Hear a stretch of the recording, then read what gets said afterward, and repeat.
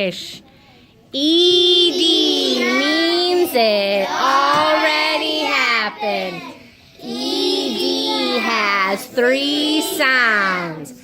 Ed, da, and ta. We're going to do it again.